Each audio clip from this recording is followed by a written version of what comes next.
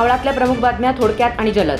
मावळचे आमदार सुनील शेळके आणि माजी राज्यमंत्री बाळा भेगडे एका मंचावर मिलेसूर मेरा तुम्हाराचा राग आळवल्याने मावळच्या राजकारणाला नवीन वळण मिळण्याची शक्यता निर्माण झाली। तळेगाव नगर परिषदेच्या नव्या इमारती उद्घाटनाच्या वेळी दोन्ही नेते एका व्यासपीठावर उपस्थित होते। तालुक्यातल्या निवडणुका बिनविरोध करण्याची भाषा वापरत बाळा भेगडे यांनी प्रतिसाद दिला।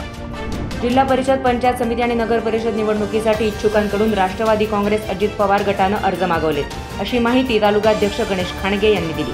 माजी नगरसेवक संतोष दाभाडे पाटील यांच्या वतीनं तळेगाव दाभाडे नगर परिषदेसमोरील शिवशंभू तीर्थ मैदानावर सांस्कृतिक महोत्सव पार पडला। राज्य पुरस्कार विजेत्या संगीता लाखे, राजीव कुमठेकर आणि सहकलाकारांनी सांस्कृतिक कार्यक्रम सादर केले।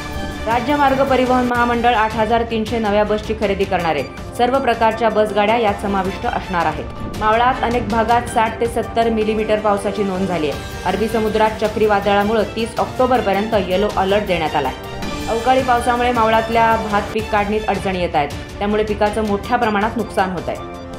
तळेगाव दाभाडे नगर परिषदेचे माजी नगरसेवक निखिल भगत यांच्या वतीनं दीपसंध्या आयोजित करण्यात आली होती। सुप्रसिद्ध गायक प्रथमेश लघाटे आणि मुग्धा वैशंपायन यांनी जादुई स्वरांनी रसिकांना तृप्त केलं। मावळ तालुक्यातील अनेक मंदिरांमध्ये कोजागिरी पौर्णिमेपासून 1 महिना दररोज पहाटे काकड आरतीस प्रारंभ झालाय। भाविक मंडळी मोठ्या संख्येनं काकड आरतीत सहभागी होताना बघायला मिळत आहेत।